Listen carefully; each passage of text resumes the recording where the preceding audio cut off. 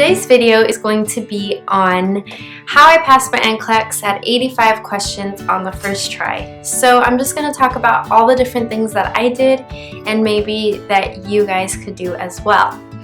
I just recently graduated from a nursing school and it was for my LVN, not my RN. For those of you who don't know, LVN is below an RN. If you're wondering on what to study for your RN, these are still tips that you could use as well. There's a few questions that you want to ask yourself before you start studying for NCLEX. The first question that I think is important is how well did your school prepare you for this test? If you don't feel that your school prepared you well enough for this test, then you might have to take time of your own to prepare yourself. You're going to have to take extra time to prepare yourself and go over things that your school didn't go over or that you feel like they needed to emphasize more or whatever it is. A way that you can determine if your school prepared you well enough is by looking at their Nclex passing rate. So you can go onto the state board nursing website and look up your school and their Nclex passing rate. If it's above 85%, in my opinion, that's pretty good. If it's not, then you might want to take that into consideration and maybe take a little bit more time than you were thinking of to study for your NCLEX. My school, for you guys to get an idea of where I'm at, was a 90, I believe they were 92% passing rate, so it was a pretty good passing rate. Another question that you guys should ask yourselves is, how did you do during nursing school? Did you fail a lot of your courses? Did you have to repeat a lot of tests? Did you have to repeat a lot of your terms? Because if you did have to repeat a lot of things and you know that you tried your best and you still had to repeat, then there's two things going on. Either you're a bad test taker or you don't know the information. If you feel that you don't know the information, you didn't know the information, that's why you had to repeat, then you might want to go over that information a little bit more in depth and spend more time going over that information and reviewing your material before you take your NCLEX. If you feel like you're a bad test taker, like I felt for a while, but then I got better, there are a lot of books out there that you guys can purchase on test taking strategies. Believe it or not, those books really do help. I highly suggest you doing that. Even if you are a good test taker, those test taking strategy books, they really do help. Once I started reading a few handouts on test taking strategies and I started applying them to my tests, I started doing way better. So I highly suggest it. If you have ATI, all of those Nurse Logic videos are all on test taking. I know you hate watching those videos, but those videos are all test taking strategy videos, so maybe you want to review those as well. For you guys to have an idea, I did fail probably a couple of tests, probably around 5 tests, but I never had to redo a term or a course or remediate, if you know what that means. So that's where I am. And I'm telling you guys where I'm at because if you're in the same position that I'm at right now, then maybe what I tell you is going to be beneficial to you. But if you're not, maybe you don't need to do as much as I did to study. Maybe you need to do more. So you need to figure that out on your own. Now I'm going to go into ATI, virtual ATI. We used ATI while I was in school and then we were given virtual ATI. What virtual ATI is, you get a tutor and they give you a bunch of tests to do, and then after you do your tests, they'll make you watch videos or they'll ask you questions or make you go over subjects that you're having trouble with.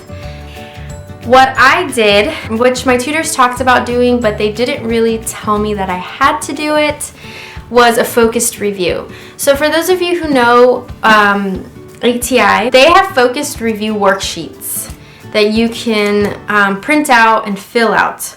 But I think, in my opinion, that takes too much time And I'm one of those people that I need to read for me to be able to learn and actually remember the information. So instead of filling out those papers, because it wasn't beneficial to me, if you learn by writing, maybe those papers will be beneficial. I wrote down the subjects that I got wrong on a little sticky paper like this. And then what I did was I marked up my book in that section, and I kept all my books with these little stickies right here that you guys can see. And what I did also was highlight important information. So whatever I thought was important, I highlighted, I wrote in my books, and I would read these stickies at least 3 times. So after you take your test on virtual ATI, they give you your results and they tell you exactly what you got wrong and the subjects that you need to go over. So those were the subjects that I made these stickies for. Now, if for some reason you don't have ATI, I'm not too sure what other schools use, what you can do is either get those subjects and find them in your books, or you can write down the subject of the question that you got wrong and then look for them like that. So there's different ways that you can do it. You have to find what way works better for you. So that's it for virtual ATI. Now I'm going to talk about a few different NCLEX books that I used to study. The first book I want to talk about is Exam Cram. There's 2 different books. One is a lot thinner and the other one is a lot thicker. The thin one, it's just questions. I'm going to talk about the thicker one. The thicker one has condensed information about different subjects, about everything actually. So I highly recommend this book.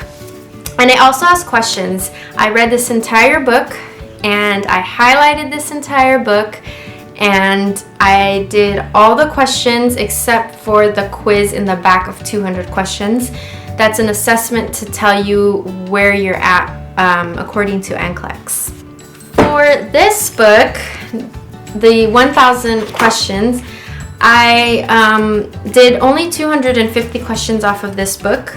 I did highlight stuff on my rationales. I read all the rationales, and I didn't do the CDs for these books. I just read them and did the questions in the books. Something that I forgot to mention to you guys about virtual ATI, I did have to repurchase virtual ATI. It's not as expensive as the first time that you purchase it because it got expired, and my teachers swore that if I did virtual ATI I would pass, so I wanted to get it done. I did take the assessment on virtual ATI and I didn't pass, and I kept on studying, but I did not take it a second time before I took my NCLEX, for those of you who are wondering. Another book that I used was the NCLEX-PN Q&A Plus Made Incredibly Easy. And this book has information on different subjects, and it has a lot of questions. So I'm not too sure how many questions I did off of this book, but in total, before I took my NCLEX, I did 3,500 questions. So I would try to get at least 50 to 150 questions done every day. That was my goal. While I was reading books, if I felt that there was a subject that I had to really go over and really review, I would either go back to my ATI books and review them, the books that I used while I was in school, or I would go to these books. So I had bought these books to help me during nursing school. I never read them, but I started reading them when I was studying for NCLEX, and I think these books help. They're pathophysiology of the different diseases, and it helps you get a really good understanding about the disease. I highly suggest buying a pathophysiology book. Something else that I did to study was flashcards. Now, what I suggest you guys doing, not buying flashcards that are too big. You're not going to have enough time to write a lot of information. You should write things that you know you need to study and go over, and little notes about those subjects, and not try to write the whole book on one flashcard, because you're going to waste a lot of time. Just small little notes and information that you need to go over and you know that you need to go over.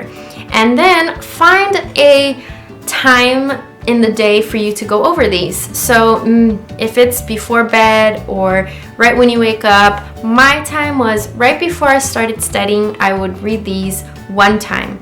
The more you read them, the more it'll stick. And this was also recommended by a few of my teachers in my program. Is I got computer paper and I wrote down things that I really needed to remember, and I made them colorful, as you guys can see, and I actually saved these just to show you guys. And what I did was I posted these on my wall.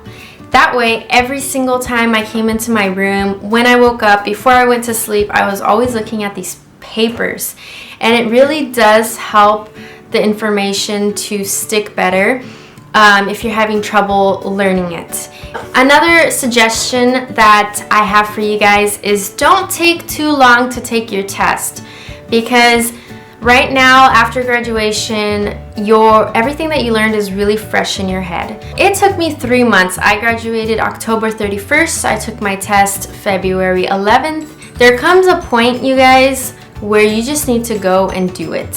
Have a little faith in yourself and have a little faith in your school, and just go and do it and see if you pass. If you wait to feel prepared, you might never feel prepared. There's always something that you can go over and that you lack knowledge in. If you know you've been trying your hardest and you've been putting your 100% effort ever since day one of nursing school and studying, then just go do your test and see how you do.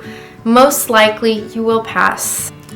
So that's all for today, you guys. So if you guys like this video, please subscribe to my channel, press the thumbs up button, and I will leave everything down below for you guys. Leave any comments. I'm curious to know what you studied and how you passed your NCLEX or how you passed your RN, because hopefully getting my RN soon. If you guys like this video and you guys want more videos like this, leave comments down below.